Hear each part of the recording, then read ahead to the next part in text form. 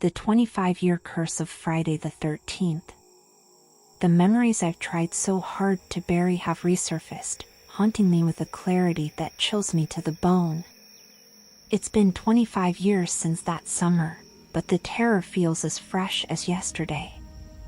It was supposed to be a fun family camping trip, a chance for us to bond and enjoy nature. Instead, it became the source of nightmares that have plagued me well into adulthood. I was 10 years old when my parents decided we should go camping. They chose a remote site nestled deep in the woods, far from the bustling city we called home. The drive there was long, winding through dense forests that seemed to grow darker and more oppressive with each passing mile. As we approached our destination, an uneasy feeling settled in the pit of my stomach. The campground was unlike any I'd seen before. Thick, gnarled trees surrounded a clearing, their branches reaching out like grasping fingers. A heavy mist clung to the ground, obscuring the forest floor and creating an otherworldly atmosphere. The air felt thick and oppressive, as if the very woods were holding their breath in anticipation. As we set up our tent, I noticed other campers giving us strange looks. Their eyes held a mixture of pity and fear that I couldn't understand at the time. It wasn't until later that evening, as we sat around the communal campfire, that I learned the truth about our ill-timed visit. An old man, his face weathered by years of exposure to the elements, leaned in close and spoke in a hushed tone. "You folks picked a bad time to come here," he said, his eyes darting nervously around the campground. "Don't you know what day it is?" My father, always the skeptic, laughed it off. "It's Friday." "What's so special about that?" The old man's face grew grave. "Not just any Friday. It's Friday the 13th. A hush fell over the group. Even the crackling of the fire seemed to dim, as if in reverence to the words just spoken. The old man continued, his voice barely above a whisper. "This place has a history, you see. Bad things happen here on Friday the 13th. People go missing, never to be seen again. Strange noises echo through the woods, and shadows move where no shadows should be." I felt a chill run down my spine, and I instinctively moved closer to my mother. She put her arm around me, but I could feel her body tense at the old man's words. "It's just superstition," my father said, trying to sound confident. But I could hear the uncertainty in his voice. As the night wore on, more campers shared their own stories of the campground's dark history. Tales of hikers found weeks later, their bodies contorted in unnatural positions.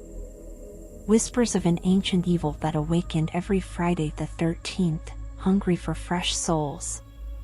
Each story added another layer of dread to the already oppressive atmosphere. That night, as we retired to our tent, I found it impossible to sleep. Every rustle of leaves, every snap of a twig sent my heart racing. I lay there, eyes wide open, staring at the canvas ceiling and willing the sun to rise faster. It must have been around midnight when I heard it. A low, guttural sound that seemed to come from everywhere and nowhere at once. It was unlike anything I'd ever heard before, not quite human, not quite animal. The noise grew louder, filling the air with its eerie resonance. I wanted to wake my parents, to seek comfort in their presence, but fear had paralyzed me. I couldn't move, couldn't speak. All I could do was lie there, listening as the sound drew closer and closer. Then, I saw it. A shadow, darker than the night itself, moving across the side of our tent. It was tall, impossibly tall, and seemed to shift and writhe as if it were alive. I watched, terror gripping my heart, as the shadow paused at the entrance to our tent. For what felt like an eternity, nothing happened. The shadow remained motionless, and the strange sound had stopped. The silence was almost worse than the noise had been. Then, slowly, agonizingly slowly, the zipper of our tent began to move. I wanted to scream, to alert my parents, to do anything. But my voice was trapped in my throat, my body frozen in fear. As the zipper inched higher, I caught a glimpse of something beyond a hand, pale and elongated, with fingers that seemed too long and too thin to be human.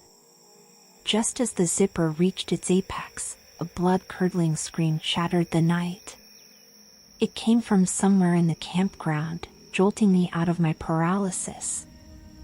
I shot up, finally finding my voice and crying out for my parents. They awoke with a start, confused and disoriented. As I babbled about the shadow and the hand, my father unzipped the tent and peered outside. There was nothing there, no sign of the terrifying entity I'd seen.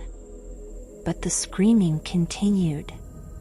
It was joined by other voices, shouts of alarm and fear echoing through the campground. My father stepped outside, telling us to stay put while he investigated. Those moments he was gone felt like hours, each second stretching into an eternity of fear and uncertainty. When he returned, his face was ashen. "We need to leave," he said, his voice trembling slightly. "Now." As we hurriedly packed up our belongings, I caught snippets of conversation from nearby campers. Someone was missing. A young woman who had gone for a late-night walk hadn't returned. Search parties were being organized, but there was a sense of futility in their efforts. We threw our things into the car haphazardly, not bothering to pack properly. As we drove away, I looked back at the campground. In the glow of our taillights, I thought I saw something moving at the edge of the woods. A tall, thin figure that seemed to sway unnaturally in the breeze. But then we rounded a bend, and the campground disappeared from view. The drive home was tense and silent. No one spoke about what had happened, about the missing woman or the strange occurrences of the night. It was as if by not talking about it, we could somehow make it less real. But I knew the truth. Something had happened that night, something that defied explanation. And though we had escaped, I couldn't shake the feeling that a part of me had been left behind in those dark woods. In the days that followed, we learned that the missing woman was never found. The incident was chalked up to a tragic hiking accident, but I knew better. I had seen something that night, something that shouldn't exist in our world. As the years passed, I tried to convince myself that it had all been a product of my overactive childhood imagination. But deep down, I knew the truth. The events of that Friday the 13th were all too real, and they had left an indelible mark on my psyche. Little did I know that this was just the beginning. That fateful camping trip would set in motion a chain of events that would lead me back to those woods 25 years later, to face the horrors that had haunted my dreams for so long. The days following our hasty departure from the campground were filled with an uneasy silence. My parents tried to act as if nothing had happened, but I could see the worry lines etched on their faces, the way they'd startle at unexpected noises. They thought they were protecting me by not discussing it, but their silence only fed my growing fears. I couldn't stop thinking about what I'd seen that night. The shadow, the impossibly long fingers, the scream that had pierced the darkness. Every time I closed my eyes, the images would flood back, more vivid and terrifying than before. School became a refuge of sorts, a place where I could pretend everything was normal. But even there, I couldn't escape the lingering effects of that night. During a history lesson about ancient civilizations, my teacher mentioned the significance of the number 13 in various cultures. I felt my heart start to race, my palms grow sweaty. When she said the words Friday the 13th, I bolted from the classroom, barely making it to the bathroom before I was sick. My parents were called, and I was sent home early. That night, as I lay in bed, I overheard them talking in hushed tones. "We can't ignore this anymore," my mother said, her voice tight with worry. "He's not getting better. Maybe we should talk to someone." My father sighed heavily. "And tell them what? That we went camping and got spooked by some local legends? They'll think we're crazy. But what about the missing woman? Surely that proves something happened." There was a long pause before my father spoke again.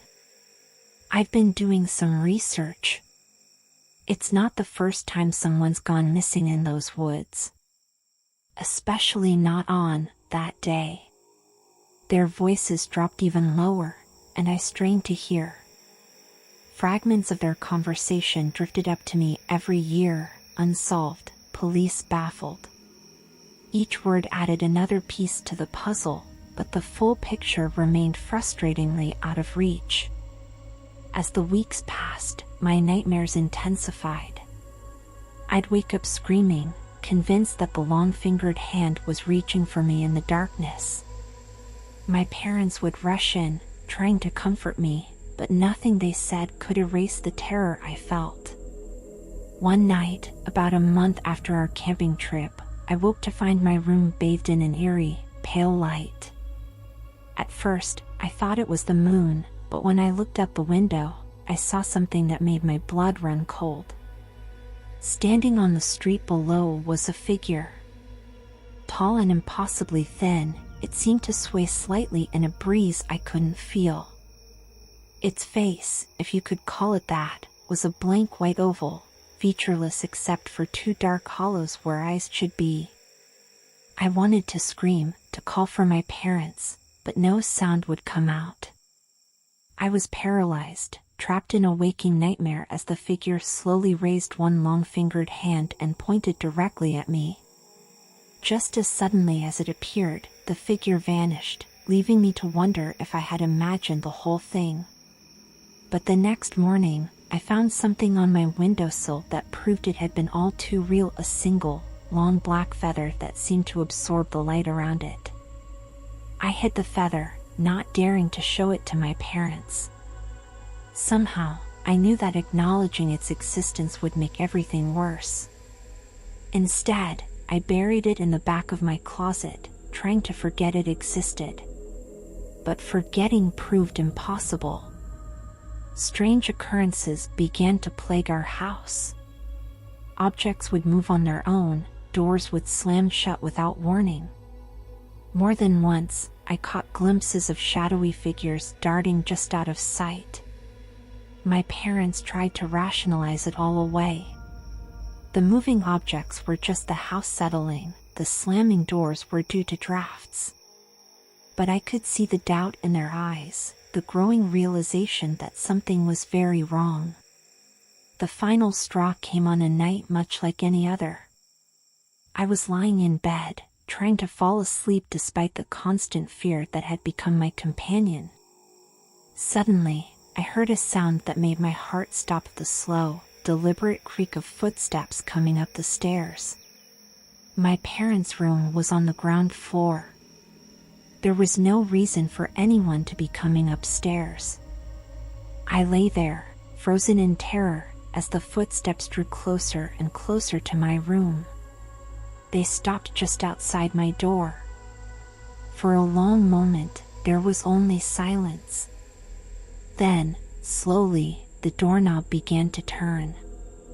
I squeezed my eyes shut, too terrified to look. I heard the door open, felt a rush of cold air wash over me. Then, a voice, low, guttural, and definitely not human, spoke a single word: soon. I must have passed out from sheer terror because the next thing I knew, it was morning. My parents found me huddled in the corner of my room, babbling incoherently about voices and footsteps. That was the day they decided we needed to move. Within a week, we had packed up our belongings and left the house behind. We moved to a new city, far away from the woods and the campground that had started it all. As time passed, the memories of that summer began to fade.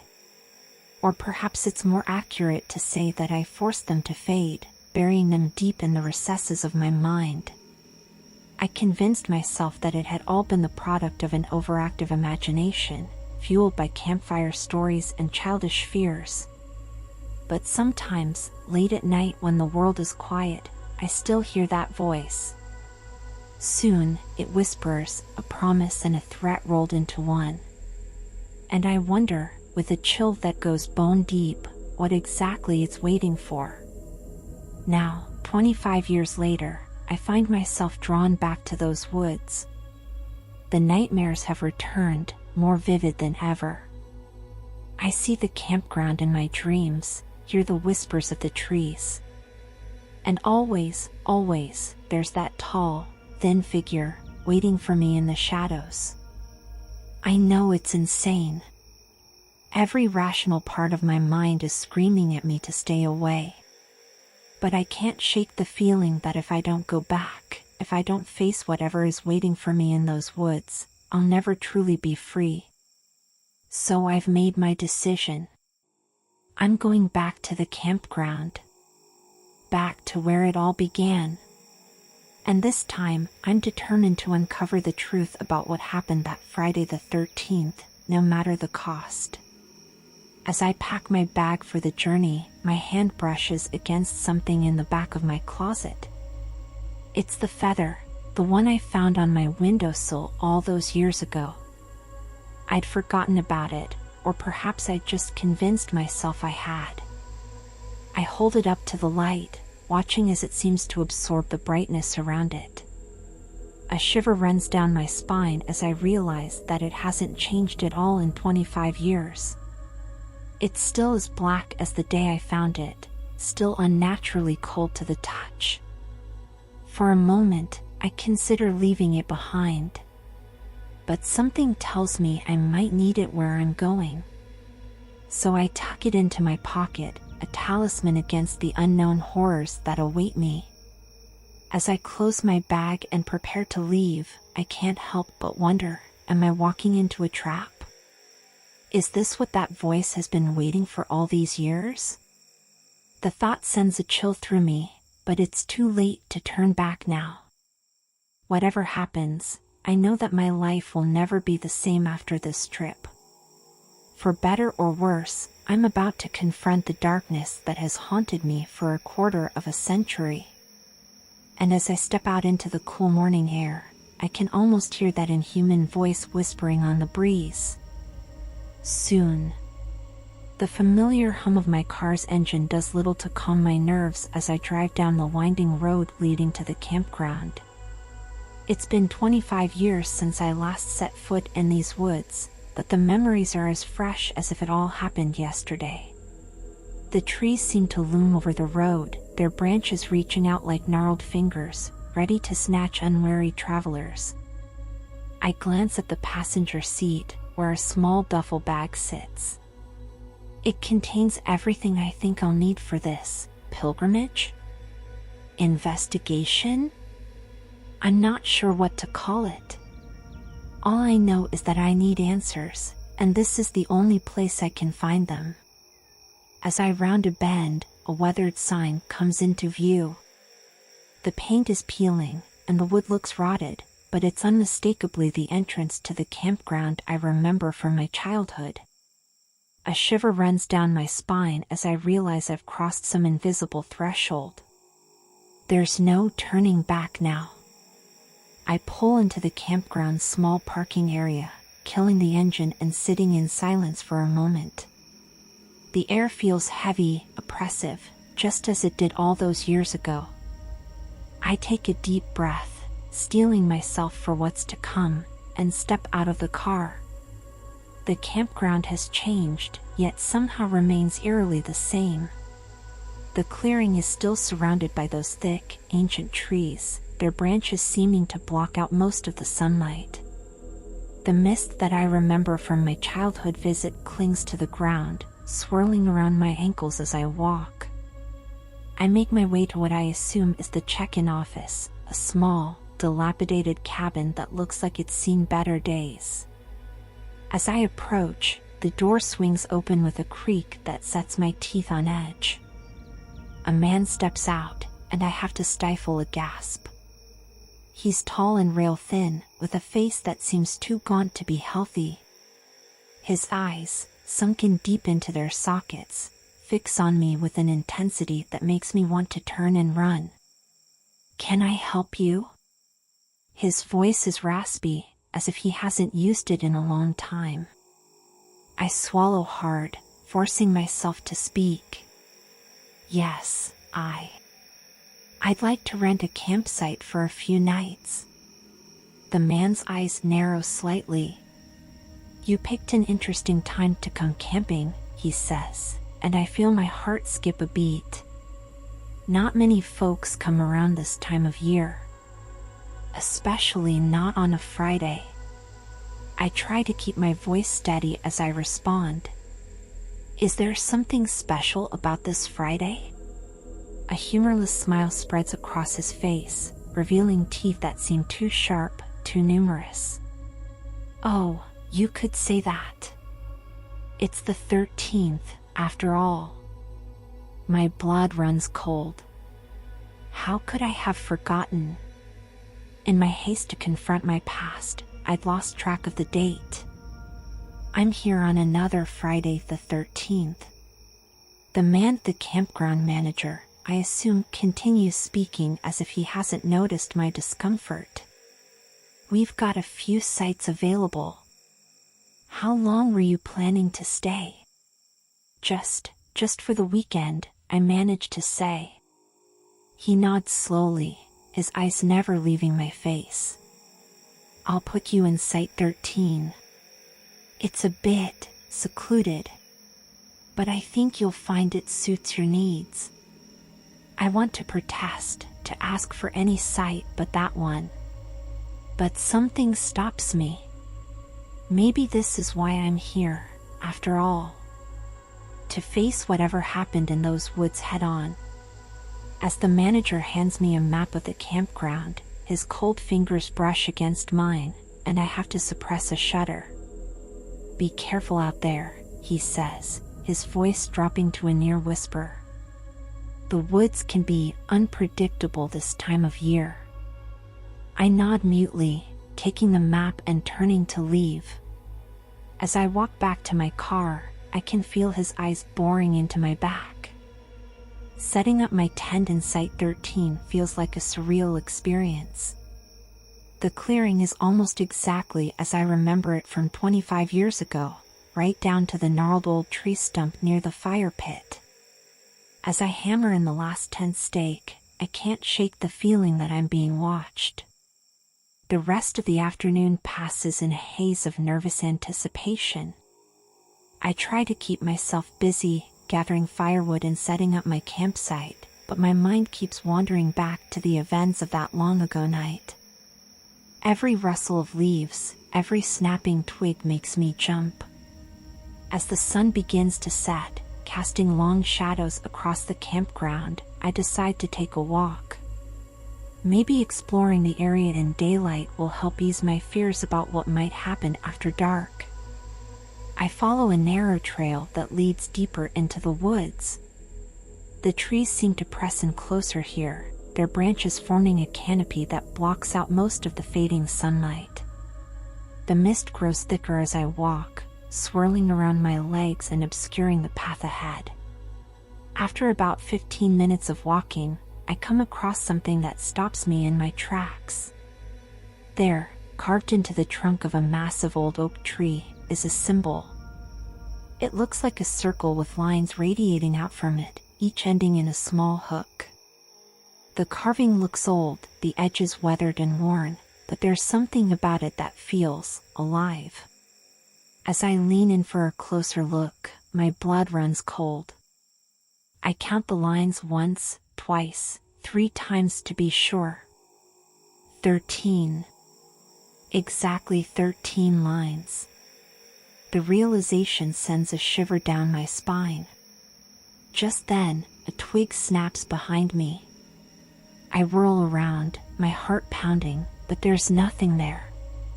Just the mist and the darkening woods. Hello? I call out, my voice sounding small and frightened in the oppressive silence of the forest. There's no response, but I can't shake the feeling that something is out there, watching me. I hurry back to my campsite, my earlier bravado evaporating with each step. By the time I reach my tent, night has fully fallen, and the woods are alive with the sounds of nocturnal creatures. I build a fire, more for comfort than warmth, and sit close to it, staring into the flames. The events of the day swirl in my mind: the strange campground manager, the eerie familiarity of the woods, the mysterious symbol carved into the tree. What does it all mean? As the night wears on, I become aware of a change in the atmosphere. The normal sounds of the forest, the chirping of crickets, the hooting of owls, gradually fade away, replaced by an unnatural silence. The air feels charged, as if a storm is brewing, but the sky above is clear and star-filled. Then, I hear it. A low, guttural sound, almost too quiet to hear at first. It's the same sound I remember from 25 years ago, a noise that's haunted my nightmares ever since. It seems to come from everywhere and nowhere at once, growing louder with each passing moment. I scramble to my feet, my eyes darting around the campsite, searching for the source of the noise. The shadows at the edge of the firelight seem to move and shift, taking on impossible shapes. And then I see it. A figure, tall and impossibly thin, standing just beyond the circle of light cast by my fire. Its arms are too long, hanging down almost to the ground, ending in hands with fingers that seem to stretch and writhe like tentacles. I want to run, to scream, to do anything, but I'm frozen in place, my body refusing to respond to my panicked mind. The figure takes a step forward, and I catch a glimpse of its face, or rather, where its face should be. There's nothing there but a smooth, featureless expanse of pale skin, broken only by 2 deep, dark hollows where eyes should be. As it moves closer, I feel a pressure building in my head, a high-pitched whine that drowns out all other sound. The world starts to spin, and I feel myself falling into darkness. I jolt awake with a gasp, my heart pounding in my chest. I'm lying on the ground next to the smoldering remains of my fire, the first light of dawn just beginning to filter through the trees. For a moment, I'm disoriented, unsure of where I am or how I got there. Then the memories of the night before come flooding back, and I scramble to my feet, looking around wildly. There's no sign of the figure I saw, no evidence that anything out of the ordinary happened during the night. But as I turn to go back to my tent, something catches my eye. There, pressed into the soft earth at the edge of my campsite, is a footprint. But it's like no footprint I've ever seen before. It's huge, easily twice the size of my own foot, and the shape is all wrong. Instead of a normal human foot, it looks more like a bird's talon, with 3 long, curved toes ending in sharp points. I stare at the print, my mind struggling to make sense of what I'm seeing. It's proof that what happened last night was real, that I didn't just imagine it all. But it also means that whatever is haunting these woods is far more terrifying and alien than I ever imagined. As I stand there, trying to process what I've discovered, I hear movement in the campsite next to mine. I'd been so caught up in my own experience that I'd forgotten there might be other campers here. I make my way over, hoping to find someone I can talk to, someone who might have seen or heard something last night. But as I approach the neighboring site, I realize something is wrong. The campsite looks like it's been hit by a tornado. The tent is in tatters, shredded fabric fluttering in the morning breeze. Personal belongings are scattered everywhere, as if someone left in a great hurry or was taken against their will. My heart racing, I call out, hoping against hope that the occupants are nearby, that there's a rational explanation for what I'm seeing. But there's no response. The campsite is eerily silent, save for the rustling of the wind through the trees. As I turn to go back to my own site, to grab my phone and call for help, I see something that makes my blood run cold. There, carved into the trunk of a tree at the edge of the destroyed campsite, is the same symbol I saw in the woods yesterday. The circle with 13 radiating lines, each ending in a hook. But this carving looks fresh, the edges sharp and clean. And surrounding it, gouged deep into the bark, are claw marks, huge, sweeping arcs that no animal I know of could have made. I stumble back to my campsite, my mind reeling. What happened here last night? Where are the other campers? And most importantly, what kind of creature could have done this? As I reach for my phone, I realize with a sinking feeling that there's no signal. I'm cut off, isolated in these woods with whatever terror stalks them. For a moment, I consider packing up and leaving, abandoning this foolish quest and returning to the safety of the city. But I know I can't. Whatever is happening here, whatever has been happening for the past 25 years, I'm a part of it now. And I need to see it through to the end, no matter what horrors await me. With shaking hands, I begin to pack up my campsite. I'm not leaving, not yet, but I can't stay here. I need to move, to find a place where I can think, where I can try to piece together the clues I've gathered. As I work, I can't shake the feeling that I'm being watched. The woods seem alive with hidden eyes, all focused on me. And in the back of my mind, I hear that inhuman voice from so long ago, whispering a single word over and over. Soon. With my belongings hastily packed, I set off deeper into the woods. The weight of my backpack feels reassuring, a tangible connection to the normal world I've left behind. But with each step I take, that world seems to recede further and further away. The forest grows denser as I walk, the trees pressing in closer, their gnarled branches seeming to reach out for me. The mist that's been a constant presence since I arrived thickens, swirling around my legs and obscuring the path ahead. More than once, I find myself having to backtrack, realizing I've wandered off the trail. As I push through a particularly thick patch of underbrush, my foot catches on something, sending me sprawling to the ground. I turn, expecting to see a root or a rock, but what I find instead makes my blood run cold. Half buried in the leaf litter is what appears to be a human skull. But there's something wrong with it.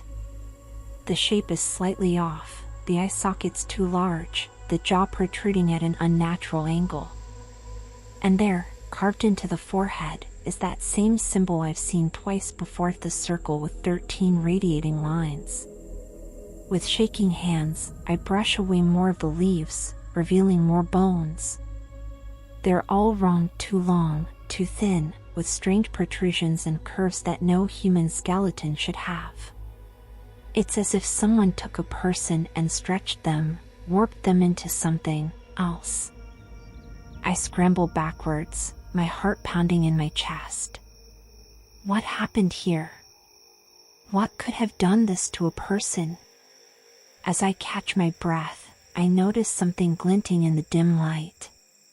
Nestled among the bones is a small, metallic object. Despite my fear, curiosity gets the better of me, and I reach out to pick it up. It's a locket, tarnished with age but still intact. With trembling fingers, I manage to pry it open. Inside is a faded photograph of a young woman, smiling at the camera. On the opposite side, an inscription, "To my guiding star.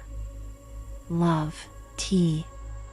A chill runs down my spine as I realize this must be the woman who went missing 25 years ago, the night my family fled from this cursed place. But if these are her remains, what happened to her? And why do they look so inhuman? I pocket the locket, feeling a responsibility to this woman I never knew. Perhaps, if I survive this, I can bring some closure to her family. As I continue my journey through the woods, I can't shake the feeling that I'm being herded, guided by some unseen force. The path I'm following seems to wind in unnatural ways, doubling back on itself and taking sharp turns for no apparent reason. Just as I'm about to give up and try to find my way back to the campground, I break through a thick stand of trees and find myself in a small clearing. And there, in the center, stands a sight that stops me in my tracks. It's a stone monolith, easily 15 feet tall, its surface covered in strange, swirling patterns. As I approach, I realize the patterns are actually writing, but in no language I've ever seen before. The symbols twist and writhe, seeming to move when I'm not looking directly at them. At the base of the monolith is a circular depression in the ground, filled with what looks like black sand. Arranged around this circle are several smaller stones, each about the size of a human head, also covered in the strange writing. A chill runs down my spine as I count them, 13 in total. I approach cautiously, drawn by an inexplicable urge to touch the monolith. As my hand nears its surface, I feel a strange tingling sensation, as if the air itself is charged with electricity. The moment my fingers make contact with the stone, a jolt of energy surges through me. Suddenly, my vision blurs. I'm assaulted by a series of rapid-fire images. Robed figures chant in an otherworldly language around this very clearing. The woods appear different, younger, with trees in perfect concentric circles around the monolith. Reality itself seems to tear, offering a glimpse of something my mind can barely comprehend. Finally, a tall, thin figure with impossibly long arms and a featureless face reaches out towards me. I jerk my hand away from the monolith, gasping for air. What was that? A vision? A memory? Or something else entirely? As I struggle to catch my breath, I notice something I hadn't seen before. Carved into the base of the monolith, partially hidden by the black sand, is a date, July 13th, 1889. And below that, words in English, "The gateway opens." My mind races, trying to piece together what I've seen and what I know. This place, this monolith, it's been here for over a century. Whatever is happening in these woods, it's been going on far longer than I ever imagined. I spend the next few hours examining the clearing, taking photos with my phone, and trying to make sense of the strange writings. As the day wears on, I realize I need to find shelter for the night. The thought of sleeping near this eerie monument is unsettling, but I'm too far from my original campsite to make it back before dark. I set up my tent at the edge of the clearing, positioning it so I can keep an eye on the monolith. As night falls, the woods come alive with strange sounds, rustlings, and whispers that seem just on the edge of comprehension. Sleep eludes me as I lie in my tent, every noise making me start. The monolith seems to glow faintly in the moonlight, casting long shadows across the clearing. And in those shadows, I swear I can see movement, flitting shapes that disappear when I try to focus on them. It must be close to midnight when I hear it, a low, rhythmic chanting coming from somewhere in the woods. It's too faint to make out the words, but the sound sends shivers down my spine. I peer out of my tent, and what I see makes my heart stop. Figures are emerging from the woods, tall and thin, moving with an unnatural grace. They're cloaked in shadows, their features indistinct, but I can see that their arms are too long, their fingers ending in sharp points. They form a circle around the monolith, their chanting growing louder. I want to run, to flee back through the woods to my car and never look back. But I'm paralyzed, unable to do anything but watch as the scene unfolds before me. The chanting reaches a crescendo, and suddenly, the air in the center of the circle begins to shimmer and twist. It's as if reality itself is being torn apart, revealing glimpses of something beyond. Something my mind can't quite process. From this tear in space emerges a figure, taller and more terrifying than the others. Its face is a blank oval, featureless except for two deep, dark hollows where eyes should be. It raises its arms, and the other figures bow down before it. And then, as one, all of the figures turn to look directly at my tent. I scramble backwards, my heart pounding so hard I think it might burst from my chest. I can hear them approaching, their footsteps oddly muffled in the soft earth. The side of my tent bulges inward as one of them presses against it. In a panic, I grab my backpack and burst out the other side of the tent, running blindly into the woods. Branches whip at my face as I crash through the underbrush, the sounds of pursuit close behind me. I run until my lungs burn and my legs feel like they're about to give out. Finally, I collapse against a tree, gasping for air. The woods around me are silent, no sign of my pursuers. But I know they're out there, searching for me. As I catch my breath, I realize I've lost all sense of direction. I have no idea where I am or how to get back to the campground. I'm lost in these cursed woods, with those things hunting me. I spend the rest of the night moving cautiously through the forest, jumping at every sound, every shadow. As dawn breaks, I find myself back at the edge of the campground. But something's wrong. The place is deserted, no cars in the parking lot, no signs of any other campers. I make my way to the check-in office, hoping to find the strange manager, to demand answers. But the cabin is empty, a layer of dust covering everything as if it hasn't been used in years. On the desk, I find a ledger. Flipping through it, I see entries for campers dating back decades. But something catches my eye. Every entry on a Friday the 13th is circled in red. And next to each of these entries is a single word, taken. My blood runs cold as I realize the full horror of what's been happening here. This campground, this whole forest, it's a feeding ground. Each time Friday falls on the 13th, it lures in unsuspecting victims, offering them up to whatever dark forces dwell in these woods. As I stand there, trying to process this revelation, I hear a noise behind me. I turn slowly, dreading what I might see. There, in the doorway, stands the campground manager. But he's changed. His skin is pale, almost translucent, and his eyes are now just empty, dark sockets. When he speaks, his voice is a raspy whisper that seems to come from everywhere at once. The sight of the transformed campground manager sends a jolt of terror through my body. I stumble backward, my heart pounding in my chest.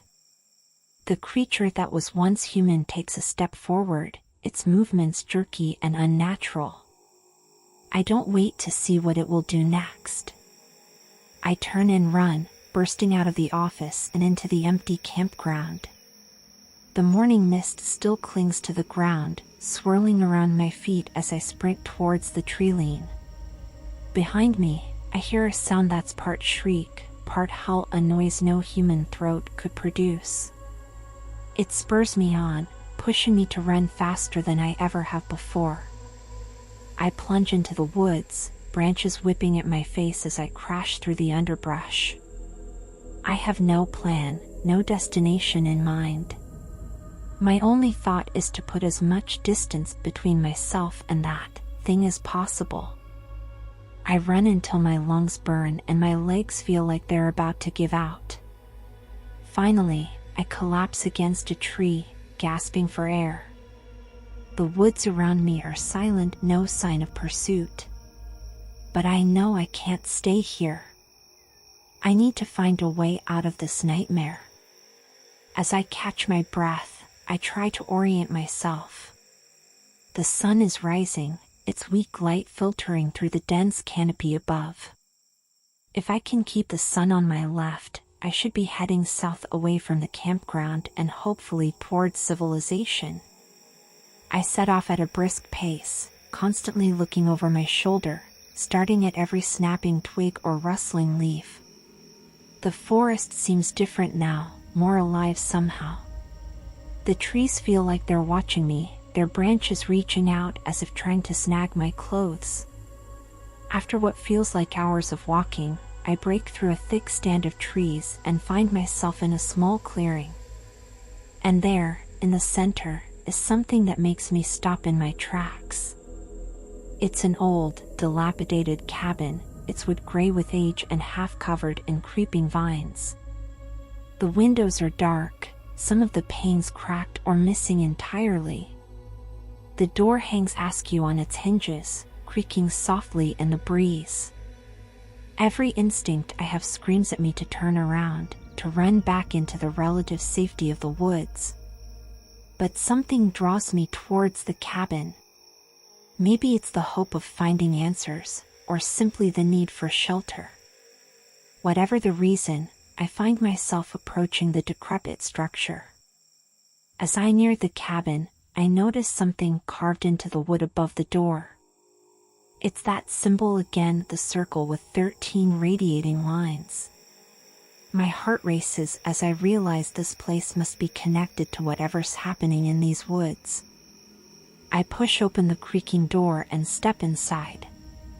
The interior is dark and musty, years of neglect evident in the thick layer of dust covering everything. Old furniture lies scattered about, some of it broken, all of it weathered by time. But it's what's on the walls that catches my attention. Every available surface is covered in papers, maps, diagrams, newspaper clippings, and handwritten notes. They're all connected by red string, creating a web of information that spans the entire room. I approach one of the walls, squinting in the dim light to read the nearest paper. It's a newspaper article from 1889, headlined 13 Missing After Strange Lights Seen in Woods. My breath catches in my throat as I realize this matches the date I saw carved into the monolith. Moving along the wall, I see more articles, more missing persons reports. They span decades, but they all have one thing in common: they all happened on a Friday the 13th. In the center of one wall is a large map of the area. Red pins mark various locations throughout the forest, with that same 13-line symbol drawn at each point. They form a pattern, I realize with a chill. A massive version of the symbol, spanning miles of woodland. As I study the map, something catches my eye. There, near the center of the pattern, is a location marked differently than the others. Instead of a red pin, it's marked with a black X. Scrawled next to it are the words "The Gateway." My mind races as I try to piece together what I'm seeing. This cabin, these documents, they're the work of someone who's been investigating these woods for years, maybe even decades. Someone who knew about the disappearances, about the strange occurrences on Friday the 13th. I turn my attention to the handwritten notes scattered among the articles and maps. They're in different hands, as if multiple people have contributed to this collection over the years. Some are barely legible, the ramblings of someone on the edge of sanity. Others are more coherent, detailing theories and observations. One note in particular catches my eye. It's newer than the others, the paper less yellowed with age. It reads, "The cycle is accelerating. The gateway grows stronger with each passing year. If it isn't stopped soon, it will be too late. The barrier between worlds will collapse, and they will come through in force. God help us all." A chill runs down my spine as I read these words. What cycle? What gateway? And who are they? As I continue to examine the walls, I notice a small desk in the corner of the room. It's covered in more papers, but these seem more recent. I make my way over, careful not to disturb anything. On top of the pile is a journal, its leather cover worn and cracked. With trembling hands, I open it to the last entry. The date at the top makes my blood run cold. It's from just last year, on a Friday the 13th. The entry is short, written in a shaky hand. I've found it. The gateway. It's real, and it's opening. I can hear them coming. This is my last entry. If anyone finds this, don't try to stop it. Run. Run as far as you can. It's too late for me, but maybe you can still save yourself. Remember, the 13th is when they are strongest. Stay away from the woods on the 13th. Stay audacious. The entry ends abruptly, a long ink streak trailing off the page as if the writer was interrupted mid-sentence. I close the journal, my mind reeling from what I've read. The pieces are starting to come together, forming a picture more terrifying than anything I could have imagined. These woods, this campground, they're not just haunted. They're a doorway, a gateway to somewhere else. Somewhere not of this world. And every Friday the 13th, that doorway opens a little wider. But why me? Why was I drawn back here after all these years? As if in answer to my unspoken question, something flutters to the floor as I set down the journal. It's a photograph, old and faded. I pick it up, and my heart nearly stops. It's a group photo, taken in front of this very cabin. And there, standing among the group of stern-faced men, is my grandfather. He's younger than I ever knew him, but it's unmistakably him. On the back of the photo is written, "The Guardians, 1963. My grandfather. He was part of this. He knew about the gateway, about the things that come through on Friday the 13th. Is that why my family came here all those years ago? Was he trying to stop it?" Suddenly, a noise outside the cabin snaps me back to the present. It's that same guttural sound I've heard before, the one that haunts my nightmares. And it's close. I shove the photograph into my pocket and rush to the window. Through the grimy glass, I can see shapes moving in the mist surrounding the cabin. Tall, thin shapes with arms that are too long, fingers that end in points. They've found me. I look around frantically, searching for a way out. The front door is out of the question, they're too close. Then I spotted a trapdoor in the floor, half hidden under an old rug. With strength born of desperation, I yank the rug aside and heave open the trapdoor. Below is darkness, but I can make out the rungs of a ladder leading down. Just as I'm about to descend, I hear the front door of the cabin splinter. They're inside. I don't hesitate. I climb down the ladder as quickly as I can, pulling the trapdoor shut above me. I find myself in a narrow tunnel, the earthen walls held back by old timber supports. The air is damp and musty, thick with the smell of decay. I fumble for my phone, using its flashlight to illuminate the way ahead. The tunnel stretches into darkness, curving slightly to the left. Behind me, I hear the trapdoor being wrenched open. Inhuman screeches echo down the tunnel, spurring me into action. I run, my footsteps echoing off the close walls. The tunnel seems to go on forever, twisting and turning. Several times I come to junctions, forced to make split-second decisions on which way to go. All the while, I can hear them behind me, their unearthly cries growing closer. Just when I think I can't run any further, the tunnel opens up into a large cavern. And there, in the center, is something that makes me skid to a halt.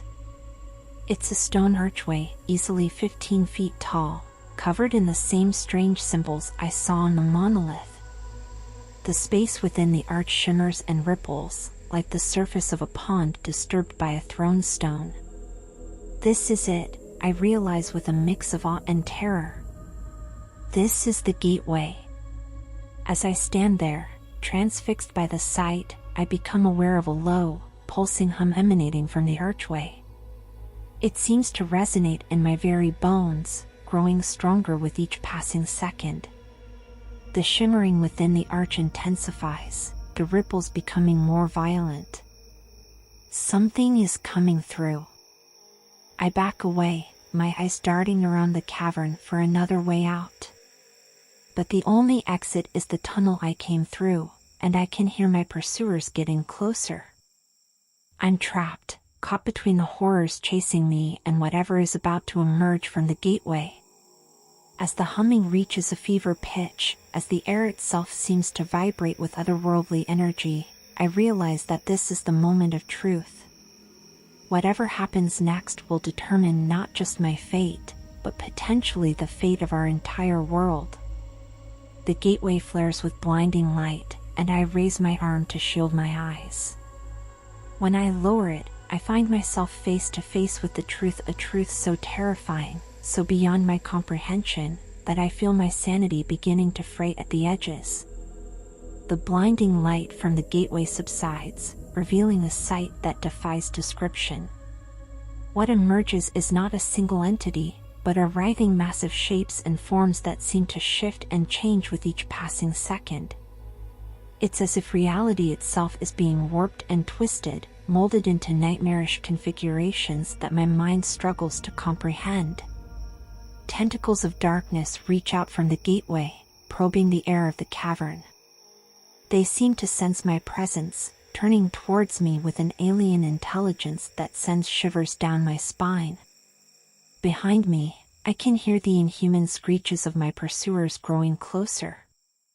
I'm caught between two impossible horrors, with nowhere to run. In that moment of utter despair, my hand brushes against something in my pocket. The locket I found earlier, the one belonging to the woman who disappeared 25 years ago. Without thinking, I pull it out, clutching it like a lifeline. As soon as the locket is exposed to the air of the cavern, something extraordinary happens. It begins to glow with a soft, golden light.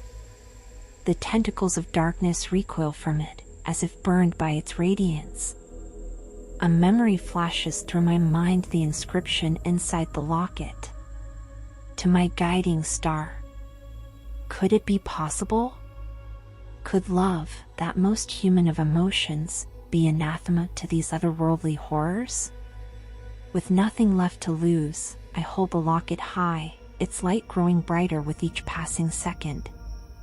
The writhing mass from the gateway shrinks back, its ever-changing form seeming to melt and reform as it retreats. The creatures pursuing me burst into the cavern, but they too recoil from the locket's light. Their featureless faces contort in what I can only assume is pain or fear. Emboldened by this unexpected turn of events, I begin to move. Step by step, I edge around the cavern, the locket held out before me like a shield. The creatures hiss and shriek but dare not approach. As I near the gateway, I notice something. The shimmering surface within the arch seems to be fluctuating, growing unstable. The humming that filled the air earlier has become discordant, almost painful to hear. Suddenly, I understand. The locket, this symbol of human love and connection, is disrupting whatever eldritch energies power the gateway. It's destabilizing the portal between worlds. With a surge of desperate hope, I lunge forward, thrusting the locket directly into the shimmering surface of the gateway. The effect is immediate and catastrophic. The gateway erupts in a maelstrom of light and sound. The very air seems to tear apart, reality itself buckling under the strain. I'm thrown backward by the force of the explosion, my head striking the cavern wall. As consciousness fades, the last thing I see is the stone arch of the gateway crumbling, sealing shut the doorway between worlds. I awake to the sound of birdsong and the feel of sunlight on my face. For a moment, I lie there, disoriented, wondering if it was all just a nightmare. But as I open my eyes, I realize I'm still in the woods. I'm lying on a bed of leaves, the trees above me swaying gently in the breeze. Of the cavern, the gateway, and the horrors I faced, there's no sign. I sit up, wincing at the pain in my head. My clothes are torn and dirty, and I'm covered in scrapes and bruises. It wasn't a dream. It all really happened. As I struggle to my feet, I notice something clutched in my hand. It's the locket, its golden surface now tarnished and dull. Whatever power it held seems to have been expended in that final, world-shaking moment. I look around, trying to get my bearings. In the distance, I can see a road cutting through the trees. Civilization. Safety. I begin to walk towards it on shaky legs. As I emerge from the tree lane, a passing car screeches to a halt. The driver, an elderly man, rolls down his window and peers at me with concern. "Are you all right, son?" he asks. "You look like you've been through hell." I almost laugh at the understatement. I got lost in the woods, I managed to say. "What day is it?" The man gives me an odd look. "It's Saturday, the 14th. Relief washes over me. I've survived. I've made it through Friday the 13th. The man offers me a ride to the nearest town, which I gratefully accept. As we drive away from the woods, I can't help but look back. The trees stand silent and innocuous, giving no hint of the horrors they conceal.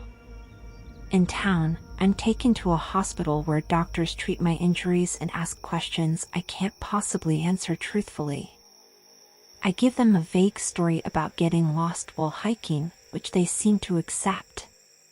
It's not until I'm alone in my hospital room that night that the full weight of what I've experienced comes crashing down on me.